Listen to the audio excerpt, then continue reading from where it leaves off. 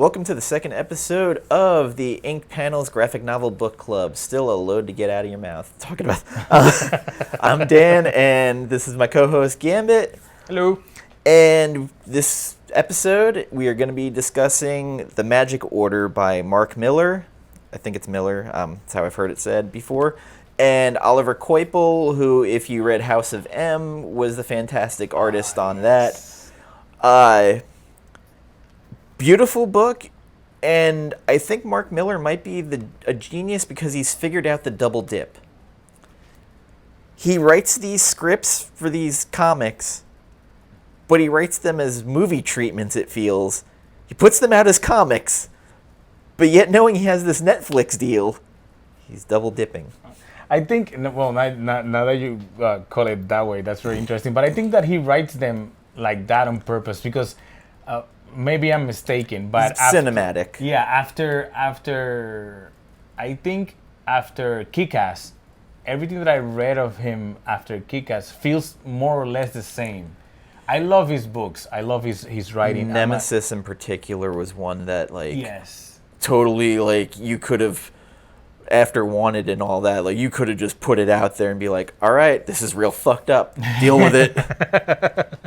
I love his writing a lot, but I have the only thing I don't like about his work lately is that he gives you issue 1, 2, 3. If it's a 6-issue series, the first 5 issues are like super.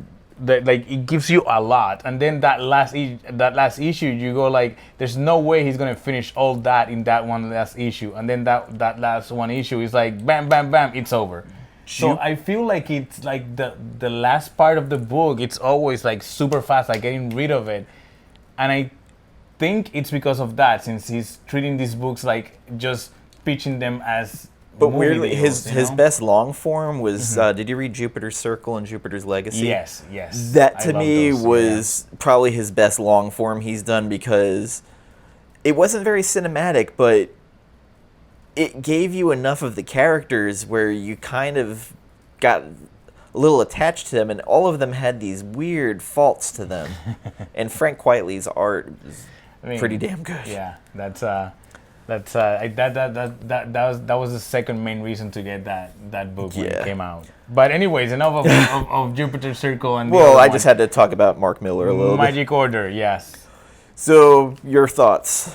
Okay, so I got this the day it came out, the trade. I've been wanting to read it because every time I hear that Millar has something out, I need to read it. Even though at the end I'm like, man, I wish that was like 6 more issues, but I need it. So I got it. It took me by surprise. I did not expect that. I mean, I should expect this from Millar already, but I did not expect it to start so dark and so out there, I felt it was a better read as a trade than it was as individual issues because you could just go in one sweeping read. Yes, I read it actually. I read it in one sitting. Yeah, it's that kind of book where, one, it's real fucked up. Like, it is dark. And there's characters in there that are fascinating. Cordelia is possibly the most fascinating character in this book. Then there's their uncle who, he's trapped in this castle. He can't leave. And everybody thinks that he's a weakling, and we'll get to that later. So in my way of describing this book for anybody who'd be interested, picture a real dark and even more fucked up Harry Potter universe where basically this Moonstone family of the Magic Order are basically, I guess, what you call like their Order of the Phoenix or Ministry of Magic. And Madame Albany has her Death Eaters, and her motives are kind of fucked up. I was not expecting that. She wears an S&M outfit. She's a dark wizard. She has a shape-changing flunky. She has been kicked out of the order, and she really wants this book that is one of the last remnants of Atlantis. That Atlantis was destroyed basically because of this book. It's indestructible. It's dark magic. And it's all because her father didn't trust her.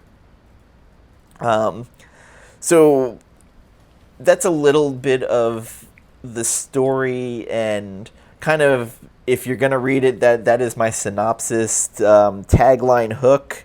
Without spoiling it. Yeah, the book starts out as bleak and dark as you can imagine. Yeah. There is a guy, and he's he's getting humped. There's no, and you see these two characters across, and they're like, he's got spells, you can't get in there, and this guy wearing a Paul Revere hat from the back, he's like, oh, I can get through this, and he takes control of a little kid, and has him crawl into the bed, and impale, I think it might be the father, right Yes. under the chin, through the head. Yeah, that's page 3. Okay, so this is if Harry Potter was rated R. And he turns to the And they're woman not kids. and kind of does a little quiet gesture to her. And Oh man, that's actually pretty. we then go to meet Cordelia.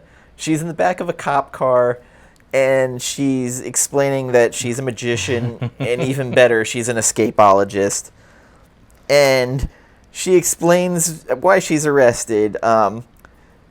A wife came home during a birthday party for a kid and caught her having sex with the husband in the kitchen, threw a punch, and then they end up wrestling in a bouncy house.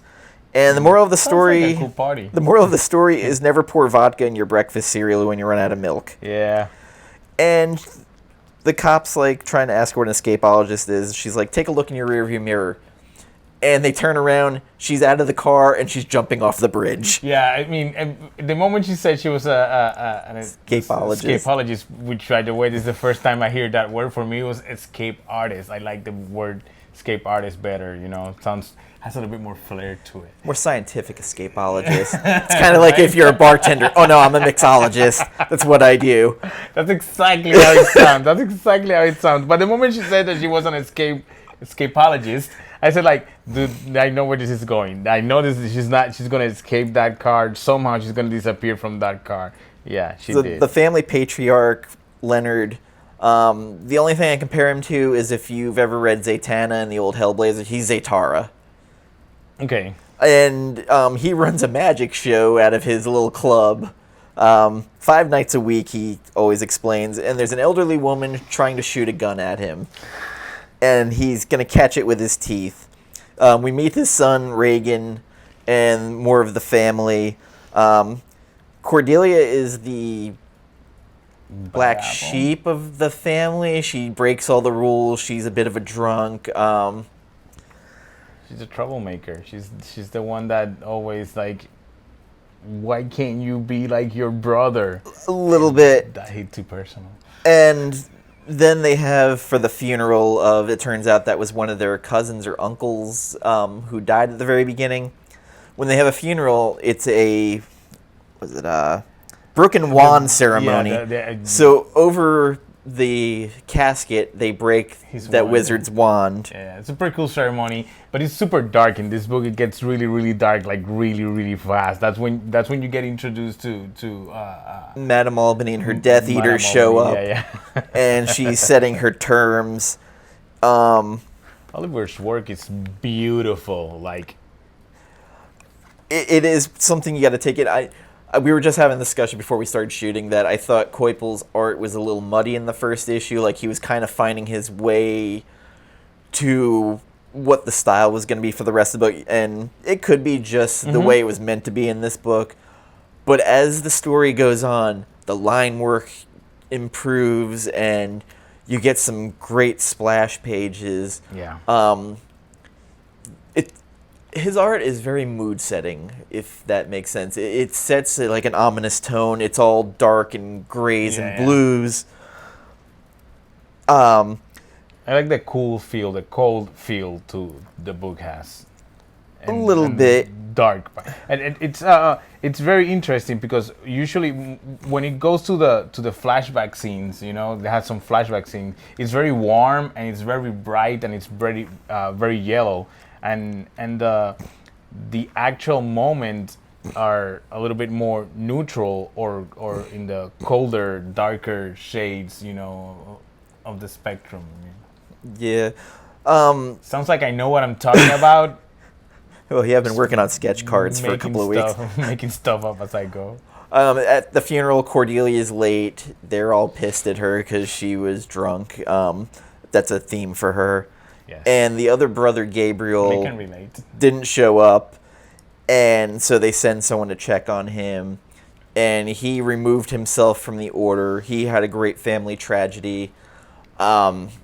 This is where the subtle message, for those of you who grew up in the late 80s, early 90s, there used to be these PSA commercials about people leaving their guns unattended or not locked up and the kids finding it. Well, that's what happens with Gabriel's daughter. She found his wand and had her friends down there where all the spell books were, and it was unlocked, and she triggered the wand and killed herself with it. Like, it was like magical lightning blew up everything. Magic and missile. destroyed Gabriel and his wife. His whole family was wrecked from this, and he's got this insane guilt hanging over him. So he quit. Because of this. And it's fascinating just the angle they took with this and what is kind of the trigger for a lot of things in this book. And there's some inventive stuff in this book. There is a trap in one of the houses where the story of the house is being rewritten. They get kind of absorbed. It's a trap, and then this other African American family is living there, and they think they've lived there the whole time. That's I don't know. What is this dude's relation to the? I don't remember this dude's relation to the. He's just part of the order. But he's just part of the order. He's helping out this old lady that's supposed to be sick, and the kid's the lady's grandkid. He's trying to work a spell for her. He's noticing that things are changing. I noticed that was odd, but it's like the old man that's making the spell. You're like, okay, yeah, whatever, man. And it turns out that they're trapping a spell where everything changes and the whole history, like, they cease to exist, and suddenly there's. And then Paul Revere, the Venetian, pops up behind this fan. Yeah, but come on, you cannot argue that. Oh no, it's great. This panel is amazing. This whole page is amazing. So, issue 2 now. The end of issue 1 was that whole death. Issue 2 starts with Cordelia telling the tale of her life. Her dad was known to sleep around, Leonard Moonstone. So he decides that he wants to have the girl he impregnated have an abortion. Cordelia was so magically imbued as an escapologist, she escaped her abortion through magic and forced herself into the surgeon's womb. Was it the surgeon or the nurse's? Someone else's womb. It's the surgeon's womb. Yeah, the surgeon's womb. Okay. So she moved from one belly to the other. That's how she escaped. And it traumatized the surgeon so bad she had a nervous breakdown, but carried her to full term. I mean, you think? So then it jumps a couple of years. She's in elementary school, and she's deciding to have magic tricks in the yard. She gets pushed off a roof into a pot of kerosene they lit on fire. Yes. The principal's like, oh shit, I'm fired. All right. So these 3 pages are my favorite pages of the whole book. I was reading, when I got to this 3rd page, I was like, okay, this is it. I'm sold. I need to finish reading this book like right now. It's when she jumps out of the whole sequence of her jumping, making this spectacle about jumping from the top of the school into that bucket of gas, and then she jumps in, and the teachers are like, oh my god, and then she just, relax, I'm okay, and then you see the kids like go like, and I see that whole, I see this whole sequence. I see it in like if it was a movie. I think it's brilliant and beautifully done. Now the brilliance of this next page is the way they're drawing this page, it looks like she's looking out into the audience of a club, the way they have it lit and the people in the audience. And she's talking about, her dad's infidelities and, yeah, my dad tried to abort me, but I've made bad choices. She's like, I drink too much. I pick the wrong guys to screw. My friends say I'm needy, and they're probably right. And the next page, she's doing this whole monologue to a children's birthday party. Yeah. And they have one of the kids go, Mom, what's an abortion? Abortion. and the mother's like, don't worry, honey. The cops will straighten this right out. And then she escapes. Of course. I mean, she's an escape artist. Sorry, escapologist. Mixologist. From here, it's more of the family gathering. I don't want to do an issue by issue breakdown of this because that'll take. Gonna be here all day. Yeah. So there's a vault. There's things disappearing. Madame Albany's starting to make her move, and it starts going into the end game. More and more of the Magic Order are getting knocked off, and Madame Albany finally makes her move against Leonard Moonstone. I will say there's also another one of these traps in there where they put someone into a novel and they put the guy into Robinson Crusoe. And again, there's some really inventive stuff they did with magic that I would never thought about. They also put them in Island of Dr. Moreau. I think it's very difficult at this point, try to create something and make it look magical in the sense like we experience magic right now, because for me it has been done so many times and by so many people that those shows, now I know. When I was younger, I was like, oh my God, it's magic, it's real magic, but now now I know how it works, now I understand it better. So now the magic is not there. Now for me it's like, just I'm curious to know how did he make me look like a fool. It's like, you make me, you got me there. So and that's what for me it's magical about it. It's like, oh, I know he's fooling me, I just don't know how. But I'm kind of getting sidetracked. Anyways, the point is that he managed to make that, magic shows and all that, make it interesting and make it actually magical, As it goes on, the Venetian, who is basically the assassin, the enforcer for Madame Albany, makes his move against Leonard Moonstone, and he does kind of sleight of hand where Moonstone thinks he's fighting him, but the Venetian's not even close to him, and this creature comes and rips Moonstone apart. Yeah. And Madame Albany, her big thing is, my father didn't trust me with this book. He thought I was messed up, and I'm angry, and I want what's mine. I'm going to leave everything the same, but I want that book just because I feel I deserve it. Do you know that I was not expecting that? You know how villains are always, whoa, but this is like, so what are you doing this? Oh, just to prove that I can, just to prove that I can handle this, that I can have this book and I'm not gonna go take everything to ruin, which is interesting because I don't remember any other villain that's like that just want to do something, not to prove that he can do it exactly, more like to prove that he can be that she can be trusted, that she is actually not a bad person. She wants to prove she's not a bad person, but she's doing horrible shit to prove that she's not a bad person. Another great Cordelia thing is she travels back to 1945. Oh, that was really cool. And she's 9 or 10 years old, and she meets her grandfather. They're on the cusp of World War II, and she's with Madame Albany's grandfather. And they're talking about what to do with the war, and they're like, someone's in the trunk of your car. They open it, she pops out.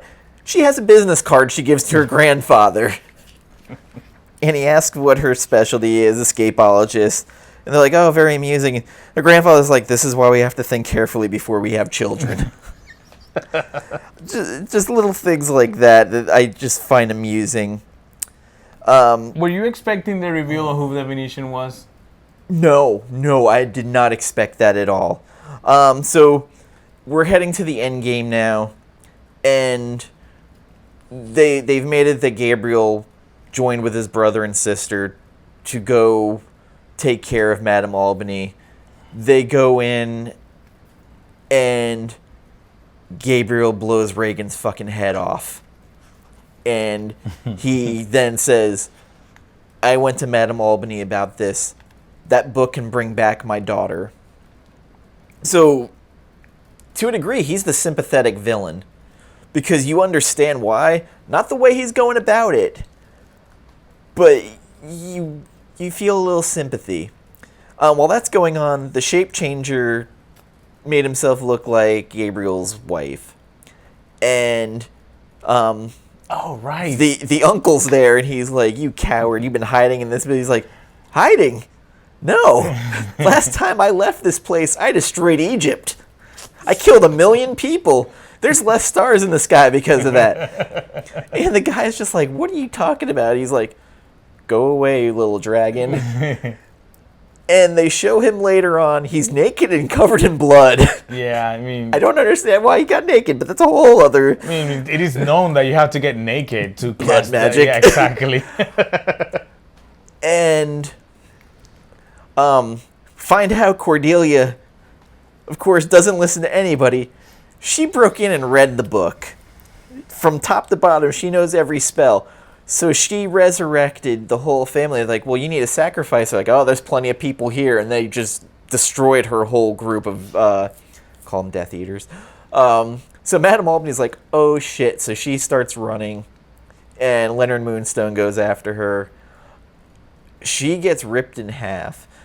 Yeah. And, like, he had this weird moment where she's like, if my father had just trusted me, many people wouldn't have died. And he's like, I don't understand why that one equals the other.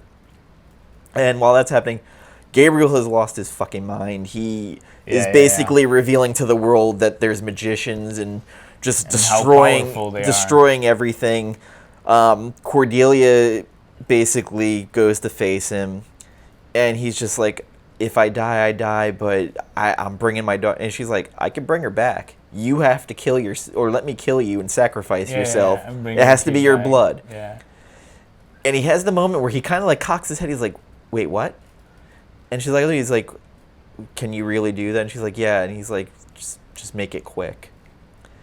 And there's a beautiful scene where after she shoots him in the head with the wand, it's like a afterlife spirit thing. And as he's going, he's seeing someone walking his little daughter back. Oh my God. And Leonard Moonstone, he's distraught. His son, like, he kept saying, like, I don't want to go through what you went through with your daughter. Yes. And it's a beautiful scene. He's crying, and, like, Moonstone has kind of been a bastard for most of the book. And Cordelia finally walks through, and she's like, or not Cordelia, Rosetta, the daughter. She's like, Aunt Cordelia, is that you? And she hugs her, and there's this beautiful thing, and we then move to the wand-breaking funeral. Also, there is another thing. They find Gabriel's wife who was involved, and as her punishment, they put her in Dostoevsky's Crime and Punishment. So she's locked in that book. That's a really fucked up way to get in prison, you know, in a book, especially a book that you don't like. And then Reagan is now going to be raising Rosetta, and at the funeral, there finally is like the come to Jesus moment where Moonstone goes, you know what?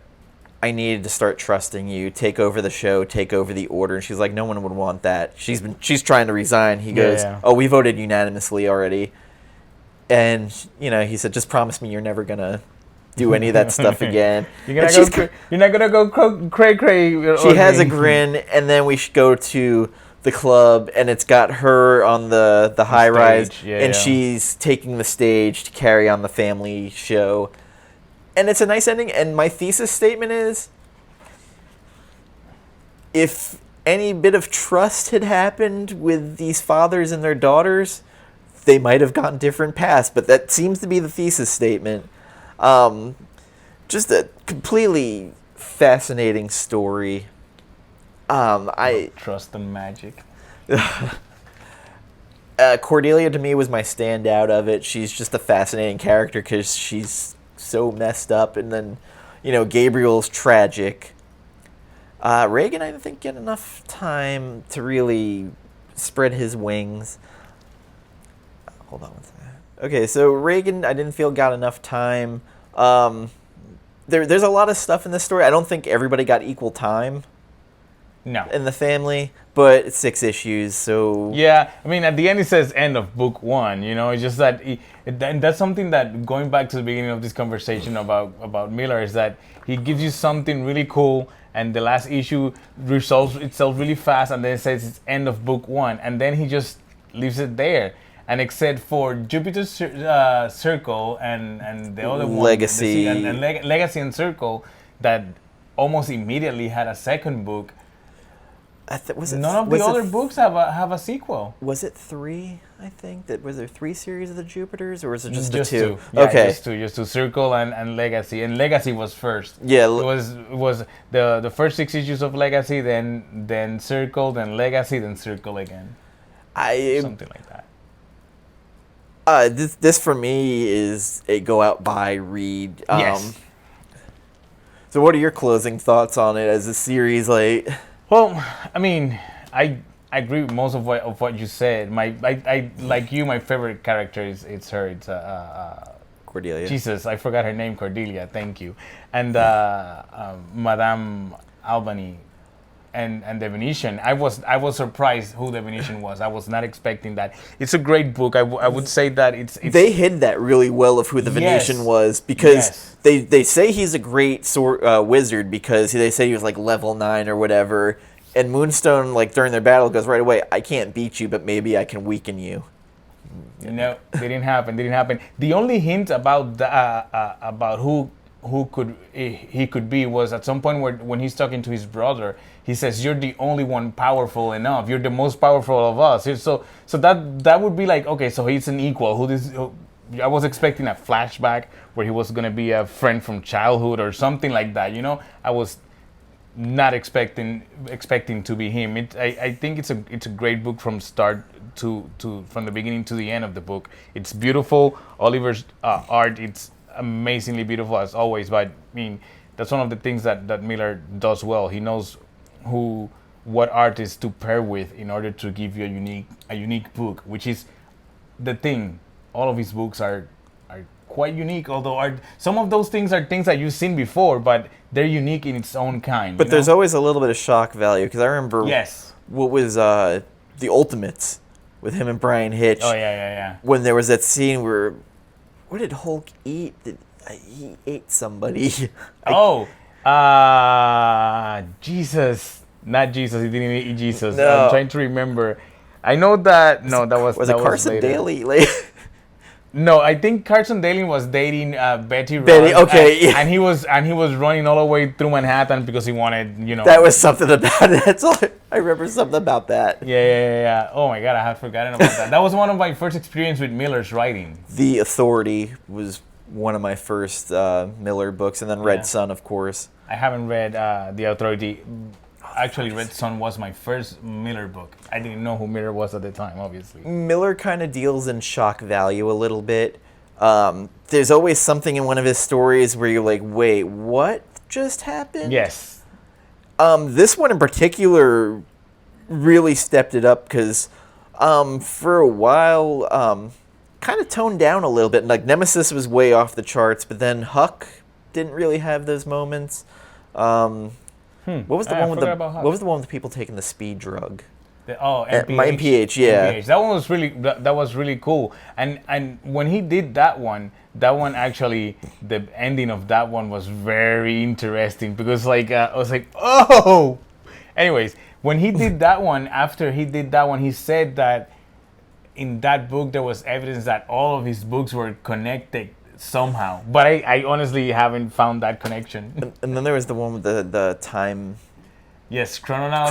Yes. Where I love that book. That movie man. was so brotastic. I loved that book. And funny thing, I have a script of 2 friends that time travel, and I had to rewrite some of it. Well, not me, my friend. I asked him not to make it too close to Chrononauts, because although he hasn't read Chrononauts, the ideas that I gave him, it was a little bit too close. And when I read Chrononauts, I was like, shit. I had a script I was writing, and then I'm reading a book, and Hobgoblin has his freaking henchman thing with his, like, bettering all the villains. I was like, you motherfucker. Damn it. And I was like, I mean, it's possible two people have, like, the same concept. Not the same thing. Because I wanted mine to be a self-help group. Yes. With just all these loser villains show up, and they have, like, this generic version of Doctor Doom. But his big thing is he came close to beating a superhero once. But he came so close that so they all look up to him. But they all have, like, the horrific. I shouldn't even be talking about this. Now that you mentioned that there's a possibility that two people had the same idea, although they're not even remotely close. You want to hear a really, really sad and funny story? Okay, so my first comic book, the first comic book I did was called The Zombie Apocalypse. It was with my friend Aníbal. He wrote later the book that I actually published physically. So, but our first collaboration, our first book was a 24-page weekly book. It was called The Zombie Apocalypse. And the tag of the book was Humanity's Worst Enemy is Humanity Itself, right? So we started publishing this around 2003, 2004. Sounds familiar. No, wait. We didn't know what The Walking Dead was yet. And I give the link to a friend, and he reads it, and he reads like 3 or 4 pages that we had at the time. He said, hey, this sounds very familiar. Have you read The Walking Dead? It reminds me of The Walking Dead. And we were like, what? The Walking Dead? It's like, man. So we finished those 24 pages, but we never continue.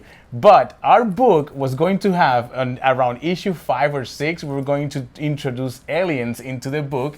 And the reason the zombies are here is because there were an army for an alien race that was going to come gather all the zombies and take them to battle, to fight a war for them in another galaxy. And then years later, I hear in an interview that Kirkman said that he lied to the people at Image, saying Jim Valentino. that he was going to have aliens on his zombie book in order to get the book published. And he never got the aliens. My book was going to have aliens in it, just saying. I do love the fact that later on, Jim Valentino goes, hey, we're like 70 issues in. Where are the aliens? It's like, oh yeah, it's not gonna happen. Just take the money. So it's when I heard that, I thought it was funny, ironic, sad, all of it at the same time. It's like, how can these two ideas be so close together, but ours was exactly going to be that which he lied. His lie was our reality. So weird. Anyways, it was a funny story to tell right now. Because that's what I started thinking. I was like, you know what? I should just shut up, because it's just nothing good's gonna come of it. It's already bad enough. I wrote like a Kevin Smith sized script that's just like, there's no room to actually put art. There's just. And that is the number one reason I don't read The Walking Dead, and I don't watch that. Well, I didn't watch the show. I caught up with it this few weeks because it's, for me, I put the show when I'm drawing, I put it as background noise, something that I don't have to actually pay too much attention to it. It's just killing zombies and people dying. But that was the main reason I never watched that show until like 2 weeks ago that I started binge watching the shit out of it. So you should really go out and buy this. Yes, back to the magic order. And also, like, again, Mark Millar, great writer. Check out some of his other stuff that we mentioned. If I had an Amazon affiliate link, because I'm too lazy to do it, I'd tell you to click through our site. I don't have that yet. I'm going to do that soon. But also, this is being made into a Netflix show. Of course. Whet your appetite for this, because this will never be on normal TV because of how fucked up it is. Definitely wouldn't work on normal TV or a movie. It has to be something for Netflix, or it has to be. If they would actually, if he would have sold this as a movie, it would have been like Lionsgate or something that they wouldn't care much for about doing the things that happens. It's pretty dark at some points. It would have been like back in the day, Miramax. Yes. Oh my God. Also, Comic-Con, we saw a lot of news. Oh my God, yes. I will say, if you saw an announcement that you think you like or excited about, especially Marvel, go check out the books. Hawkeye, that Matt Fraction, David Aja run, great. And they're introducing Kate Bishop. Kate Bishop and Clint were the focus of that book. We're getting Thor: Love and Thunder. That's the only news I actually read about the San Diego Comic-Con. She-Thor, the Jason Aaron run. Yes. Check it out. Give it some time to really breathe, because it's kind of jarring when you first start reading it. But how many issues? It was a long run. Okay, so the Jason Aaron Thor run started with Thor: God of Thunder, if I'm not mistaken. So that's 25 issues. And although it's not required to read the Thor and Mighty Thor series, it's actually it gives something that later on in the series goes back to that. So I would recommend that you actually read that God of Thunder series, not before the Jane Foster Thor. The Jane Foster Thor, I think it's brilliant. It was beautiful from start to end. And I was one, and I say when they make that announcement, I had a radio show in Puerto Rico called Comics Media Box, and I was one of those that said I don't agree of having a female Thor at the time, and how wrong was I? Not because it was female, it's because Thor is a person. It's not a Green Lantern. It's not a title. It's not a rank. Thor is a person, and that's why I was against it. But Aaron did an amazing job with the Mighty Thor and Jane Foster as Thor from issue 1 of the first series, and which was Thor, and then the Mighty Thor that was like, I think 25 issues, I think it was. Maybe it was 50-issue run altogether. Yeah, something like that. My excitement is overwhelming about Doctor Strange 2, the Multitude of Madness. It's going to be, I think they're saying it might be the first horror-themed movie in the Marvel Universe. They announced Scarlet Witch is going to be in it. We have the Black Widow movie, which has Taskmaster in it. The cool thing about the Black Widow is in between Civil War and Infinity War. Yeah. It also has the Yelena Belova, the other Black Widow. Yes. What was the other? Mahershala. I can't remember. I don't even know. Mahershala Ali.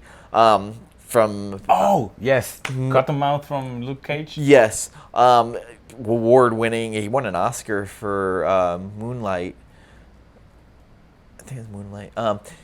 Anyway, he's playing Blade. Blade's coming back.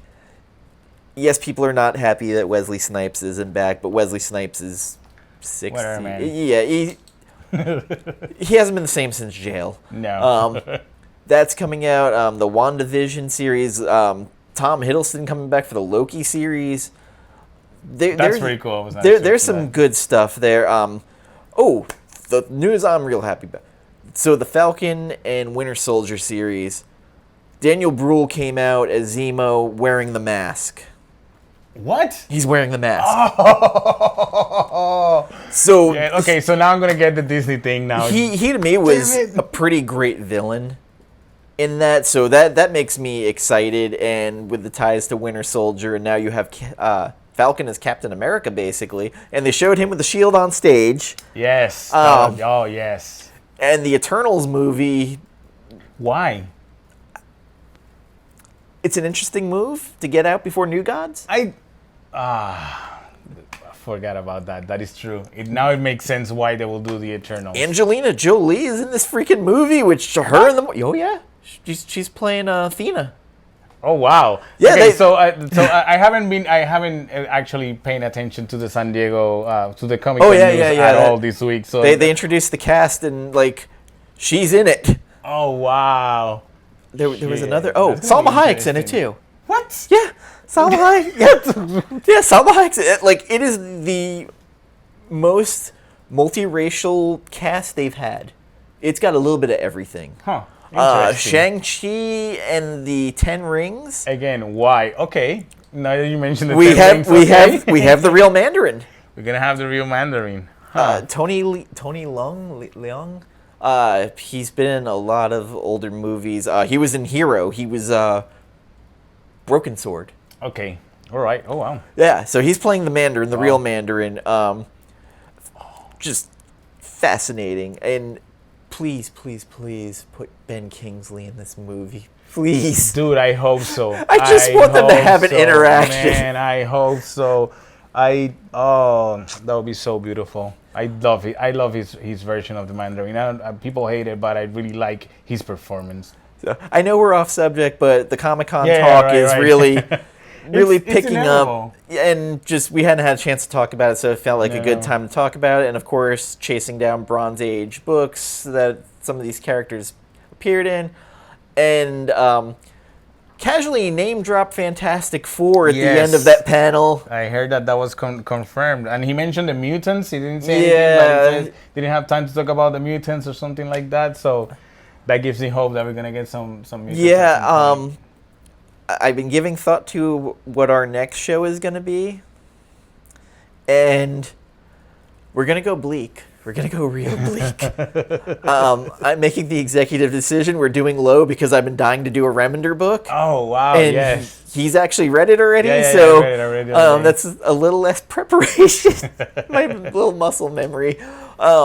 It is one of my favorite books, and I've been dying to talk about it.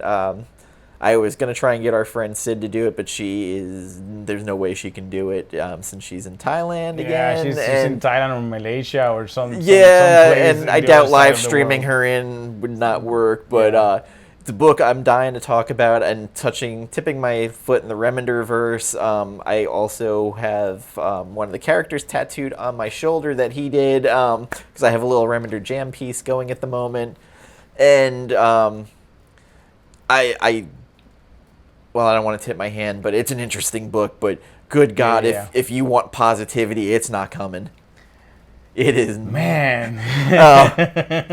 But please go out and buy Magic Order. Yes. There's a good lot book. of great It books is. out there, and I want us to kind of be ambassadors to maybe the 20 people that will watch this of getting good comics into people's hands and Yes. trying to foster an enjoyment of it before it becomes a show, because I hate that Deadly Class got popular in trades because of the show, and then they canceled the show. Yeah. But that was a book that deserved attention prior to that, and it's got to be frustrating as a creator that you pour your heart and soul into these books, and some of these guys die before they ever get the attention or their characters that they deserve. That's a little bit more common, you know. Now being so popular, it's a little bit more common. But there's a lot of creators that actually are dead right now and never got to see their creations. I mean, I love the fact that Jim Starlin got to see his creations Yes. on screen. Like, Jack Kirby kind of did, but I still, I can't even imagine him seeing the New Gods on screen. I can imagine these older creators in being alive right now and seeing what Hollywood is doing with these characters, you know. And I want to put it out there because the fact that the New Gods is going to be a thing written by a hacky writer, Tom King. Isn't he going to co-write it? He's something like that. So we're gonna have someone who knows what they're doing, and I'm not saying that Tom King doesn't know what he's doing. Hopefully, I'm there's a saying- proofreader and an editor. I'm not saying that he doesn't know how to write. I'm saying that he doesn't have maybe the experience of writing scripts for movies. So hopefully that'll make you feel better about it. I'll go back onto the subject of Jack Kirby. Jack Kirby got dicked around so bad by DC and Marvel. He created the New Gods. They fired him. They freaking fired him. Marvel Oh man. lied to him about his original art that he wanted back, that they lost it. And then they're still releasing covers with Jack Kirby's unused art after Yeah. lying to him. There is a wealth of information out there if you're ever even interested of reading horrible things that were done to Kirby. Mark Evanier wrote a couple of books. The Secret History of the Marvel Universe is another one. There's interesting stuff. There was just Steve Englehart. They tortured. He created Howard the Duck. Think of Steve Englehart. I want to say. I don't know who the creator of Howard the Duck is. I honestly don't know because for me, Howard the Duck was a George Lucas movie from from way back when I was a kid. I started thinking, I was like, I wait. actually like that.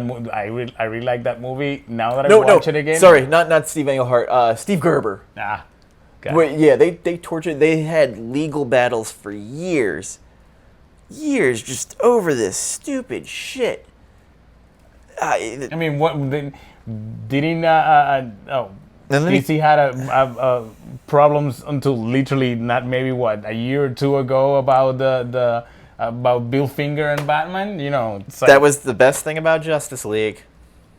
They finally put Bill Finger's name on it. Yeah. And I'm sure that the descendants of Bob Kane just pissed about it because that's a couple of shekels less that they get. Yeah, what they're gonna get? What a little bit less money than all the money they already got from it. Which I will say, the only other person who's gotten a deal that good is Rob Liefeld. Oh yeah, because the Cable and Deadpool, they were so hard up for people creating stuff. He gets a piece of everything with Deadpool. I don't know how he managed to do that back then, especially in that period of time. You know, he couldn't have been hotter at the time. Like literally, it's true.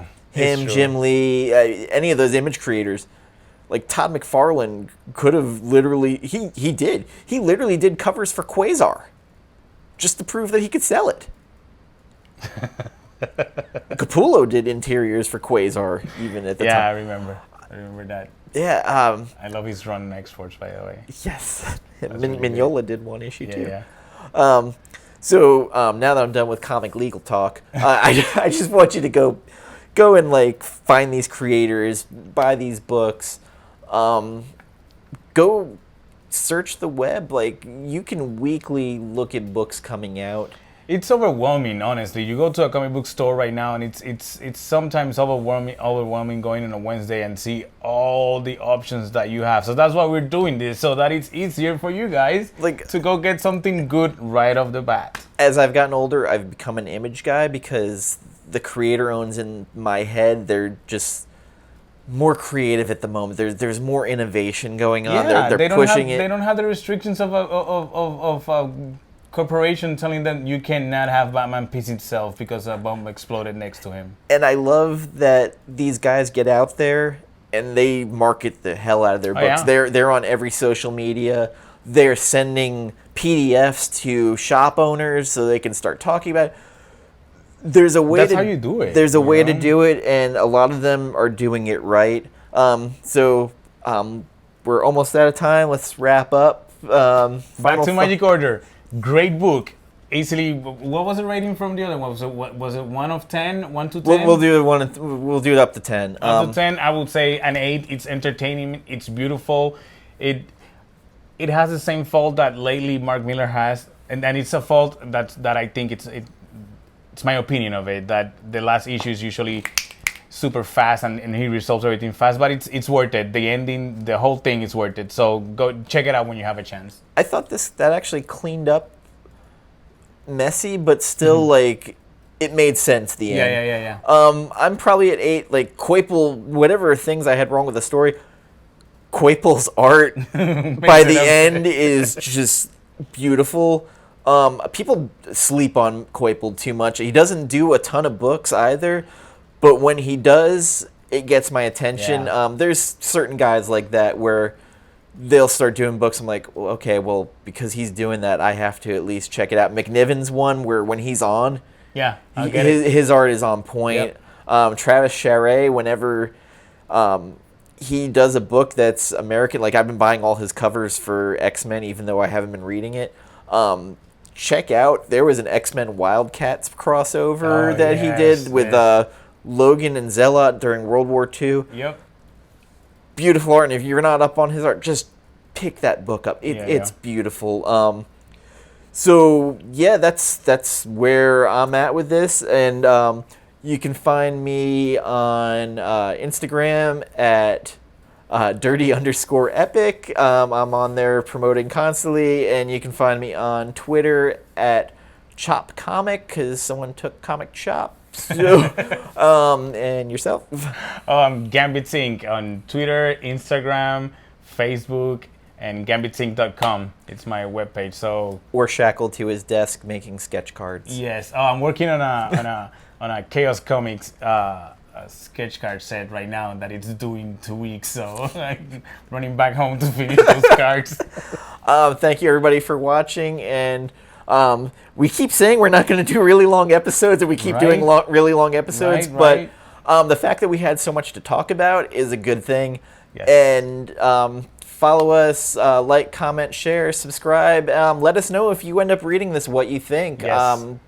Dying to know. We had 2 people on the Die one that never really read comics that much that picked them up and liked it. So to me, that's a win, even though it didn't get the views I might have wanted. I'm just here to try and to promote and be the best. Two at a time. It's okay. It's the second show. But thank you, and take care. Farewell. Avita, say goodbye.